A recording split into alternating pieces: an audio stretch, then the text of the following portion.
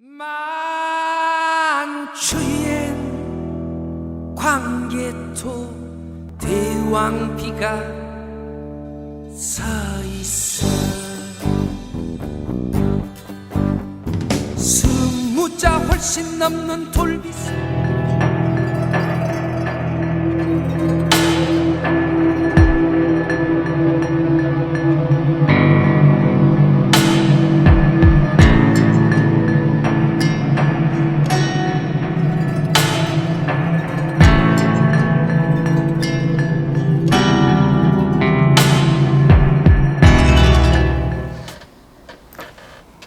안녕하세요. 윤명철 교수의 역사대학입니다.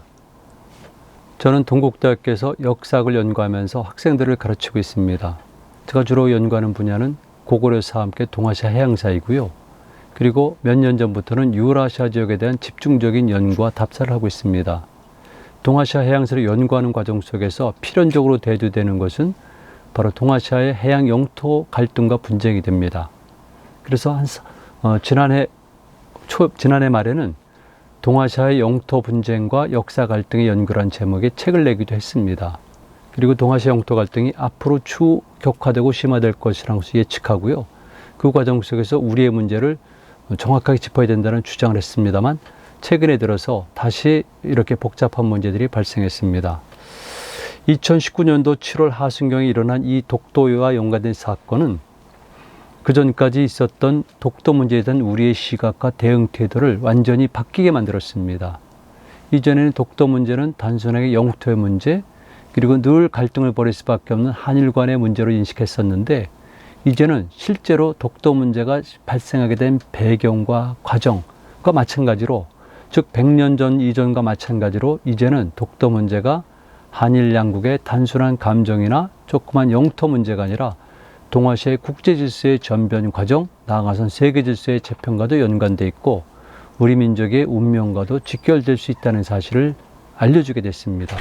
이런 과정 속에서 제가 독도 문제를 최근의 사태를 다시 살펴보는데요. 기본적으로 이렇습니다. 독도 문제는 단순하게 일본과 한국 간의 문제가 아니고 출발할 때도 일본과 조선의 문제가 아니라 사실은 동아시아의 모든 국가들은 물론이거니와 미국까지도 작동한 것입니다. 그리고 잘 아시겠지만 지금 동아시아에서는 최소한도 11개 지역에서 영토 갈등과 분쟁이 일어나고 있는데요. 그중에 8개가 해양과 연관이 되어 있습니다. 여러분 잘 아시겠지만 그 중에서도 우리는 3개가 해당이 되어 있고 우리도 또한 해양 영토와도 관련이 되어 있습니다.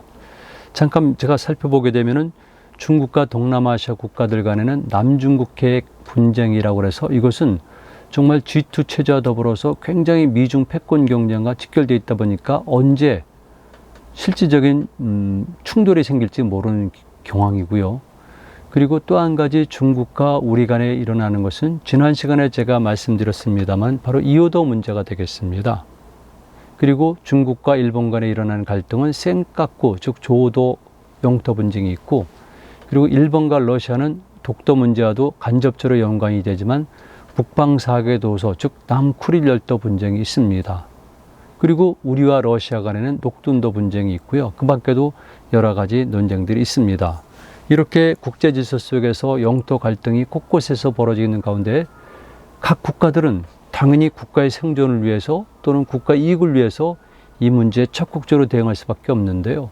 이런 것들은 정치력, 경제력, 그리고 문화력으로 등장하지만 군사력으로 등장한다는 겁니다. 특히 해군력이 굉장히 중요한데요. 일본의 해군력은 과거 2위였습니다만 지금은 중국에게 그 자리를 내줬고요. 그래도 역시 강합니다. 그러나 최근에 들어서 일본은 이제 해군력 강화를 다시 내걸고요. 그리고 내년에는, 즉 2010년에는 바로 이즈모급 항공모함 2척을 정식 항공모함으로 취역시킨다는 것을 발표했습니다. 그 밖에도 많은 해양력 증강 정책을 발표하고 있고요. 중국은 해군비를 계속 증액하고 있어서 실제로 중국의 해군력 상황은 잘 모릅니다. 1980년대까지만 하더라도 중국의 해군력은 지극히 보잘것이 없었습니다. 그런데 말 그대로 후진타오 정부의 해양대국 건설을 캐치프레이즈 내세운 이후에 계속해서 해군력을 증강시키다 보니까 지금은 일본을 제쳤고, 그리고 놀라운 사실은 현재 항공모함 한 척이 완벽하게 취항 중에 있고 한 척은 취항을 하다 실패했지만 곧 취항할 것이고, 그들의 발표에 따르면 2020년까지는 최소한도 5척 이상의 항공모함을 진수시키는 예정이거든요. 그래서 중국이 이런 식으로 해군력을 강화시키고 더불어서 공군과 합동작전 능력을 키워간다면 정말 심각해지는 것이고, 거기에 바로 우리가 있고 이어도가 있는 겁니다. 그런가 하면은 러시아도 극동정책을 굉장히 다시 추진하기 때문에 군사력을 강화시키는데, 최근에 일어난 사태들은 놀랍게도 중국의 직접적 이익과는 관계가 없는 동해상에서, 그리고 일본과 한국의 전유물처럼 여겨졌던 독도의 문제에 대해서 러시아와 중국이 그것도 5개의 전폭기를 동원하고 합동훈련을 통해서 이른바 문제를 야기시켰다는 겁니다. 그리고 거기에 따른 일본의 반응이 우리를 정말 놀랍게 만드는데요. 일본은 독도가 자국의 영토였다는 것을 전 세계에 알리는 계기로 삼는 겁니다. 동시에 늘 갈등을 빚어왔고 지금도 영토 분쟁적인 걸 갖고 있는 러시아에게는 이른바 경고성 행위를 한 것이죠. 여기는 우리의 영토인데 너희들이 이것은 잘못됐다. 그리고 당 한국 정부에게는 자국의 영공에서 한국 정부가, 이게 제가 강의를 하다 보니까 너무 어처구니 없어서 지금 웃음이 나오는데요. 한국 정부가 실탄 사격했다는 것 자체는 문제가 있다는 식의 발언을 하고 있습니다. 이것은 제가 너무나 기가 막혀서 웃음이 났지만 사실은 너무 어처구니 없는 미중의 사태가 벌어지고 있는 것이고요. 일본의 발언권이 이렇게 세지고 있나, 그리고 이제는 러시아도 심지어 중국이 동해까지도 눈독을 들이고 있구나. 이렇다면은 이거는 역시 제가 예측했던 대로 기본적으로 독도가 가질 수밖에 없는 지정학적 가치 때문에 일어난 사건이라고 봅니다. 제가 이런 관점을 가지고 한번 구체적으로 20세기 말 그리고 21세기까지의 이 동아시아를 둘러싼 국제 질서를 살펴보도록 하겠습니다. 일단 일본의 문제인데요. 일본은 이미 1980년대에 오게 되면은 세계적 강국으로 부상을 합니다.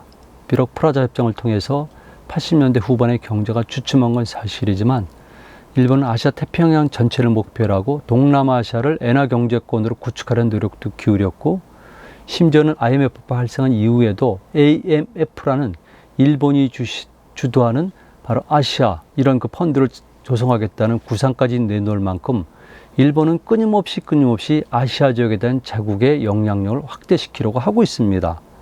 그리고 이제 독도와 연관된 것은 바로 동해 문제인데요. 아시다시피 일본은 이 해 바다를 일본해라고 부르고 있습니다. 그래서 이미 일본은 1924년부터 일본의 중심론을 내세웠고, 일본은 만주로 진출해야 되는데 조선을 통해서 가는 것도 중요하지만 일본에서 직접 갈 경우에는 동해를 횡단해서 바로 두만강 하구로 들어가야 된다는 두만강 경량론까지 내세웁니다. 이런 것들이 주춤하고 좌절됐다가 다시 일본은 1980년대에 들어오면서부터 바로 동해에 관한 관심을 갖고 각 분야의 학자들이, 심지어는 역사학자들까지도 일본해, 즉 우리 동해에 관한 중요성을 언급하고 연구했습니다. 그러다가 1988년에는 말 그대로 환일본의 경제권을 주장을 하면서 일본을 중심으로 했지만 일본과 중국의 만주 지역, 그리고 러시아의 연해주, 그리고 남북한을 하나로 엮는 경제권을 구상을 하기 시작합니다. 그리고 당연한 거겠지만 일본해에, 자꾸 이런 말이 나서 죄송한데, 우리 동해, 즉 일본해 쪽에서의 니가다라든가 도야마라든가 이런 도시들과 남북한의 도시들, 중국과 러시아의 도시들을 연결하는 이론들이 나오고, 그 중에 하나가 여러 군데에서 비슷한 이론이 나왔습니다. 베세트 이론도 마찬가지라고 봅니다. 이렇게 일본은 본격적으로 해양 영토를 확장시키는 정책을 취하는데, 거기에 기름을 부은 것이 무엇이냐면은 바로 1994년에 발효됐던 유엔 해양법입니다. 이때 비로소 해양 영토 개념이 선포가 되는 건데요. 이건 무엇을 의미하냐면은 즉 자국에서 200캐리까지는 자국의 경제적 영토의 개념을 적용시키면서 자국의 영향력을 묵인하는 겁니다. 그러니까 우리가 알고 있는 영의 개념과는 달리 이것은 독특한 개념을 설정해서 많은 나라들이 이제는 해양의 중요성을 주목하고, 단순하게 과거처럼 해양 교통로, 시레인뿐만이 아니라 자원지역으로서도 해양을 주목하기 시작합니다. 이런 과정 속에서 제일 발빠르게 대응할 나라는 어디겠습니까? 그건 당연히 일본이죠. 일본은 섬나라입니다. 영국도 섬나라죠. 섬나라들이 반응을 보일 수밖에 없는데 일본은 더더욱 그렇다는 겁니다. 그래서 현재 일본은 해양 영토로 볼 때 5번째를 될 정도로 엄청나게 많은 영토를 보유하고 있거든요. 거기에 반해서 우리는 해양 영토가 빈약한 겁니다. 그리고 중국도 역시 해양 영토 개념을 적용시키면 중국의 해양 영토는 일본의 해양 영토랑 비교할 수 없을 정도로 좁습니다. 그만큼 일본에게는 해양 영토가 중요해지고, 그러다 보니까 다시 흔히 말하는 쿠릴 열도의 4개 섬, 북방 4개 도서에서는 러시아와 갈등을 재현시키고, 그리고 한국과는 독도 문제를 야기시키다 보니까 여러분들이 아시는 것처럼 끊임없이 독도의 영유권을 주장한다는 주장들을 되풀이하고, 심지어는 일본의 중학교뿐만이 아니라 최근에는 소학교, 즉 초등학교 교과서에도 독도가 자국의 영토라는 문구를 집어넣기에 이르렀다는 겁니다. 그리고 중국과는 즉 센카쿠 조도 영토 분쟁을 하고 있는 것이죠. 이런 과정 속에서 최근에 이런 사태가 다시 또 일어나게 된 겁니다. 그럼 중국은 어떨까요? 여러분 아마 놀라셨을 거예요. 아니, 뜬금없이 왜 중국이 동해 독도 상공이 나타났을까? 이거는 두 가지 관점인데, 하나는 독도 자체가 있고 또 하나는 카디스 문제입니다. 카디스는 코리아란 말이 들어가서 약자를 K자를 집어넣어서 즉 한국의 방공식별구역이고요. 중국은 차이나가 들어가니까 역시 발음은 비슷하긴 하지만 CA, DIZ가 되고, 일본은 재팬이 들어가서 자디드가 되는데, 여러분들이 아시는 것처럼 동아시아는 지중해적 형태와 성격을 띠고 있어서 많은 해역들이 중복되는 경향이 있습니다. 그러다 보니까 각국 간에는 해양 영토 또는 이 방공식별구역을 놓고 중첩되는 부분이 있는데요. 중국은 해양을 중요하게 여겼습니다. 원래 중국은 해양 국가가 아닙니다. 중국은 내륙지향적 국가였었고, 특히 근대화 이후에는 중국은 해양력은 볼품이 없었습니다. 80년대까지만 하더라도 중국은 정말 볼품이 없는 해군력을 가지고 있었지만, 중국이 1970년대 말부터 사회주의 시장경제 체제를 지향을 하고, 시장경제 체제의 특성 중에 하나가 자본주의고 대무역에 활성화고, 그 다음 무역의 거점은 바로 광동성 지역이다 보니까 과거처럼 해양을 활성화시켜야겠다, 해양력을 강화시켜야겠다, 이런 주장을 내세우다 보니까 후진타오 주석 시절 때 내놓은 이론이 바로 해양강국론입니다. 이제 중국은 해양강국이 되어야겠다.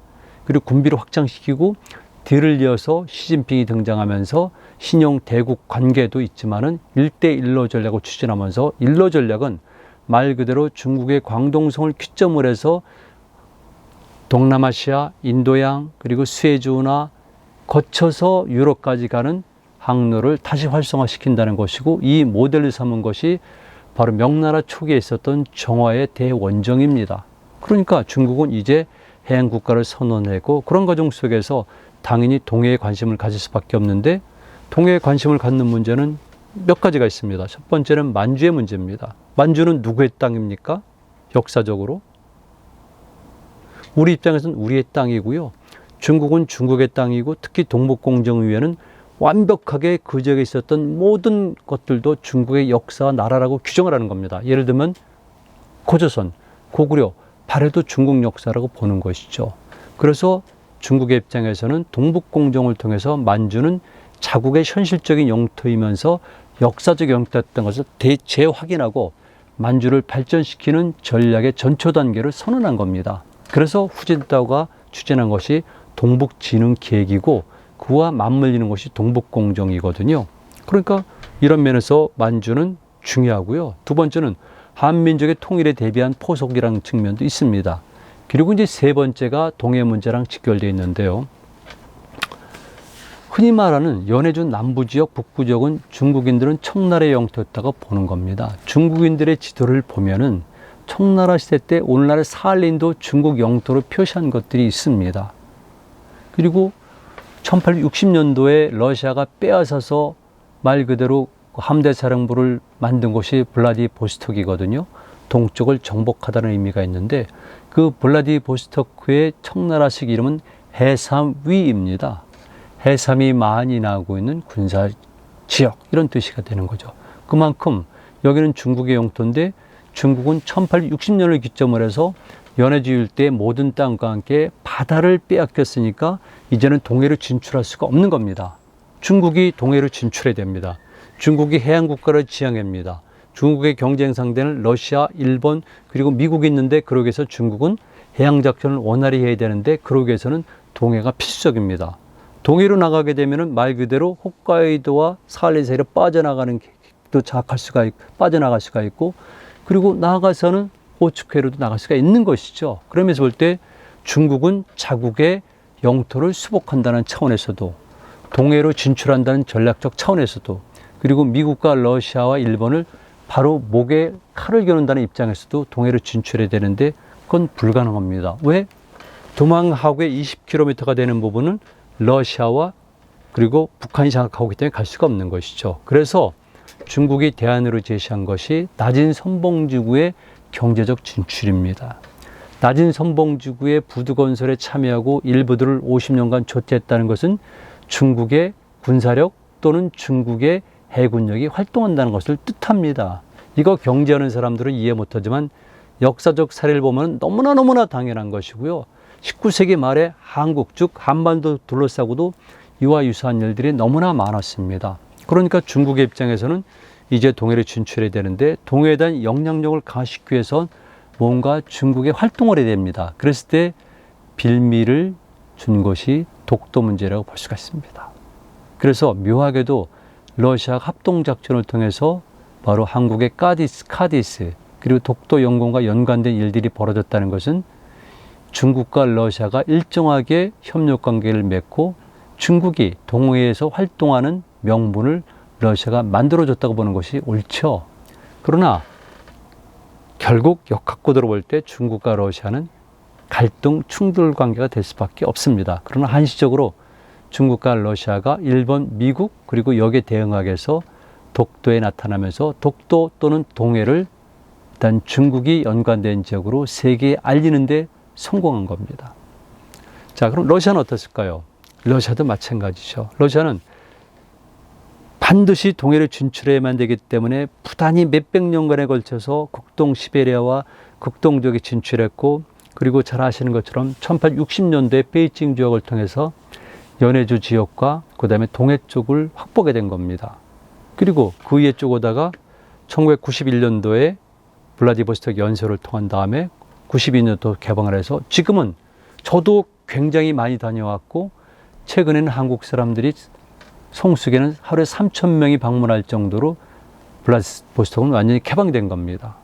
그러면서 러시아는 90년대 초반부터 환동해 경제권에 참여를 뿐만 아니라 특히 이럴 때만 그라스키노 안중근 의사가 don지 동맹을 맺은 것이죠. 우리 동포들이 처음으로 들어간 것이죠. 이런 그라스키노를 중심으로 해서 말 그대로 동북아 지역 협력 프로젝트에 참여하게 되고요. 그 다음에 흔히 말하는 두만강 지역이죠. 그래서 두만강을 놓고 예를 들게 되면은 소삼각지구와 대삼각지대가 있는데 러시아는 이 삼각중의 북쪽 한 군데를 강고하게 차지하고 있으니까 당연히 러시아는 동해 진출 전략을 보다 적극적으로 활발히 할 수밖에 없습니다. 더군다나 푸틴이 등장하고 다시 푸틴이 재선되면서 본격화되기 때문에 이른바 흔히 말하는 신동방 정책으로 부를 만큼 푸틴은 이 극동 지역이라든가 동해에 대한 야심을 본격적으로 드러내고 있습니다. 이 흔히 말하는 강력한 러시아 재건을 표방하면서 연해주 지역, 즉 프리모리아 지역은 러시아에게 중요해지고 이 과정 속에서 일본과 갈등을 빚을 수밖에 없는 겁니다.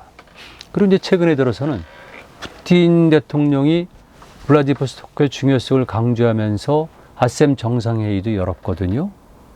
이제는 푸틴이 동쪽에도 뭔가 거점을 마련하겠다는 의지의 표방입니다. 그리고 잘 아시겠지만은 바로 그 북방 사계도서, 일본이 말하는 북방 사계도서 남쿠릴 열도를 놓고 일본과 계속 줄다리 하고 있습니다. 그렇다면 한국은 어떤 입장을 취할까? 사실 한국은 동해에 관해서 그렇게 전략적으로 활용하는 정책은 별로 없는 것 같습니다. 지금 동해는 우리 한국의 일함대가 관리하고 있는데요. 군사적으로도 우리는 적극적인 정책을 펴지 못하고 있습니다. 뿐만이 아니라 경제만 문제하더라도 동해와 연관된 경제권은 말만 무성하지 실질적으로 이루어지는 게 없습니다. 그리고 동해 거점 도시들을 개발시켜야 되는데 그런 도시들의 개발은 이루어지지 않고 관광과 더불어서 일부 도시만 개발한다는 정책이 나오고 있습니다. 다만 최근에 들어서 포항을 중심으로 해서 말 그대로 환동의 경제권이라는 용어가 다시 한번 탈바꿈을 오고 있고, 여기를 동해 경제권의 중심지로 삼겠다는 그런 정책들이 추진되고 있는데요. 이건 지방정부의 차원입니다. 그러니까 한국은 유감스럽게도 동해에 관해서 전략적 중요성을 도로 인식하고 있다는 거죠. 제가 뼈아픈 소리를 해야 되는데요. 한국 사람들은 독도 문제 그러면 단순하게 영토 문제를 알고 한일 간의 감정 싸움의 연장선상으로 보는데, 울릉도 독도는 그런 문제가 아닙니다. 이미 18세기 후반부터 전 세계 사람들이 주목했기 때문에 전 세계 강대국들이 함대가 그 지역을 지나갔고 각각 나름대로 이름을 붙였고, 그런 과정 속에서 엄청난 사건들이 벌어졌는데, 그리고 그로 인해서 우리는 독도도 빼앗겼고 식민지화 됐는데 아직까지도 울릉도 독도의 중요성, 동해의 중요성을 모르고 있다는 것이죠. 말만 무성하면 무엇이겠습니까? 저는 최근에 이 사태도 앞으로 한국민들이 어떻게 반응할까 상당히 궁금한데요. 제 개인적인 견해는 별로 희망이 없어 보입니다. 별로 관심도 갖지 않을 뿐더러 더군다나 전략적으로, 거시적으로 국제질서라는 측면에서 보는 것은 아니라고 봅니다. 자, 북한 어떻습니까? 북한은 얘기할 것도 없습니다. 북한은 제 관점에서 보면은 국가발전 정책을 포기한 나라고요. 다만 현재 김정은 정권을 어떻게 유지하는가, 그리고 핵을 어떤 식으로 활용하는가, 여기에 따라서 세계 질서 또는 동아시아의 국제 질서를 자기식대로 끌어가려는 무모한 행동을 할 뿐이지, 민족을 위해서 또는 동해를 위해서, 울릉도 독도를 위해서 그건 아니라고 봅니다. 그러니까 실질적으로 보게 되면 울릉도 독도라는 이 중요한 문제를 놓고 정작 우리와 북한은 한 걸음 물러나 있고, 오히려 러시아, 일본, 그리고 심지어는 중국까지 끼어든 형국, 즉 미중의 사태로 벌어지고 있다는 것을 우리는 지금 확인하고 있습니다. 자, 그렇다면 제가 다시 한번 마지막으로 정리를 해드리는데요. 독도는 어떤 가치가 있을까? 뭐든지 그렇습니다. 가장 중요한 것은 지정학적 가치인데요. 독도 자체도 중요하지만 해양 영토의 기점입니다. 여기부터 우리는 영토가 시작이 된다. 그랬을 경우에 200캐리솔도 마찬가지겠지만 굉장히 중요한 거거든요. 일본의 오키노 도리시마라는 섬이 있습니다. 그리고 또 일본의 미나미 도리시마도 있습니다. 이것은 우리가 생각하는 아일랜드, 즉 섬이 아니라 암초에도 해당하지 못하는 것들이 있지만, 이것을 결국 일종의 섬과 비슷한 형태로 어거지로 만들면서 하는 이유가 뭐겠습니까? 해양 영토의 기점, 그러니까 거기서부터 선을 긋게 되니까 일본은 우리가 상상할 수 없을 정도의 엄청 넓이의 해양 영토를 보유하게 됐고요. 이것을 그대로 벤치마킹한 게 중국인데, 중국이 남중국해에서 몇 개의 섬에서, 스프레틀리 섬 등등 몇 개의 섬에서 바로 이런 일을 하고 있다는 겁니다. 그러면서 독도는 얼마나 중요할까? 이걸 생각해 봐야 됩니다. 영토가 중요한데 왜 우리는 그걸 모르고 있죠? 그 다음에 군사적 가치라는 측면인데요. 지금 한국 정부는 독도에 여러 가지, 울릉도 독도입니다. 독도에 여러 가지 레이더 기지를 구축해서 관리하고 있습니다만은, 냉정하게 말씀드리면은 시원치 않습니다.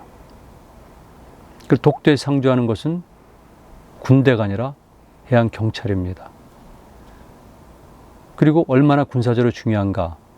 일본과 러시아가 있을 때 일본은 러일 전쟁을 벌이는 와중에도, 러일 전쟁이 끝난 직후에도 울릉도와 독도에 막루를 건설하고 해저 케이블을 까는 공사를 감행을 했습니다. 왜겠습니까? 그리고 잘 아시겠지만 러일 전쟁의 마지막 전투, 즉 해전이 어디서 벌어졌습니까? 울릉도의 도동항이거든요. 그렇다면은 이게 군사적으로 얼마나 중요한가를 알 수가 있는데 왜 우리는 이런 것들을 잘 모르는지 모르겠어요. 그리고 이제 제가 말씀드렸고 이번에도 극명하게 드러났지만, 중국이 동해로 진출하는 것은 중국의 생존 전략입니다. 진출해야지만 돼요. 중국 해군의 입장에서는. 그런데 지금 독도에서 중국의 그전에도 2호도 중심으로 해서 또는 한반도 남부 해상 지역에서, 동해 남부 해상 지역에서 카짓을 침범한 일은 있었지만 이번처럼 독도는 아니었거든요. 이렇게 독도에 진출했다는 것은 결과적으로 이제는 중국도 동해 전략적 가치를 본격적으로 선언하고 우리가 독도를 중심으로 해서 변하는 동아시아 세계 질서에 관여하겠다는 의지의 표방입니다. 우리는 이제 사면 초과에 놓여져 있는 것이죠. 이걸 어떻게, 이 난국을 어떻게 풀어가야 될지 참 난감합니다. 지경학적 가치인데요. 이거 특별한 문제 아닙니다. 독도릉도 지역은 여러분 모두 알다시피 경제적으로 가치가 있는데 과거에는 항로상의 거점으로서 또는 엄청난 수산자원의 보고로서 뭐 당연하죠. 망망대해 한가운데 조그만 섬 하나가 있으면 그 주변 지역에는 엄청나게 많은 물고기 드는 건 사실이니까. 그리고 이제 최근에 들어서 중요해진 것은 아직까지는 경제적 가치에 대해서 크게 의미를 부여하지 않지만 바로 하이드레이트입니다. 그래서 현재 독도 남서쪽 90km, 즉 울릉분지에서 바로 이것으로 추정되는 퇴적 등이 발견됐기 때문에 이것을 어떻게 하면 활용할 수 있을까의 문제가 있지만 아직은 확답을 드릴 수가 없는 형편에 있습니다. 그리고 정체성의 문제인데요. 저는 늘 그렇듯이 이걸 중요시 여깁니다. 인간은 다른 존재물과 다르기 때문에 합리적으로 사고하지 않습니다. 인간은 전략적 사고를 하는데요. 전략적 사고는 반드시 인간의 감정이 들어가고 인간의 생각이 들어갑니다. 그리고 인간에겐 사기가 중요한데요. 우리가 정체성을 너무나 많이 상실했어요. 말들은 큰 소리 치고 입으로는 여러 가지 얘기를 하지만 실질적으로 우리는 내적으로 정체성 자의식이 부족해요. 그러니까 일본에게도 중국에게도 러시아에게도 미국에게도 특별하게 뭔가 할 수가 없는 겁니다.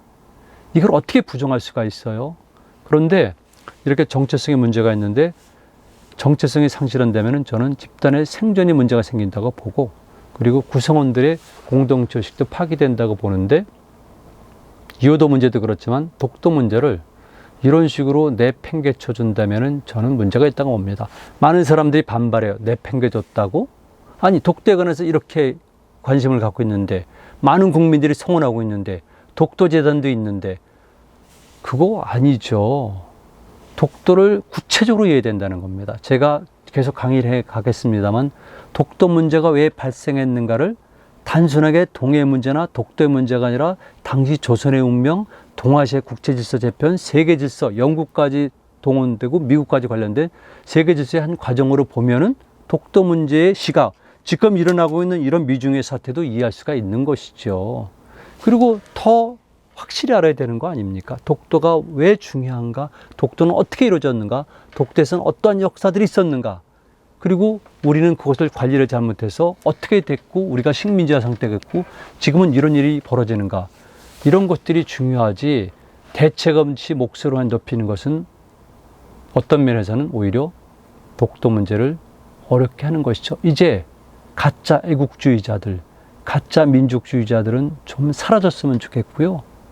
정말 독도와 이 나라 이 민족을 위하는 구체적인 전략과 전술을 집요하게 열정적으로 공부하고 실천하는 사람들이 필요한 시대가 지금 닥쳤습니다. 5,000년을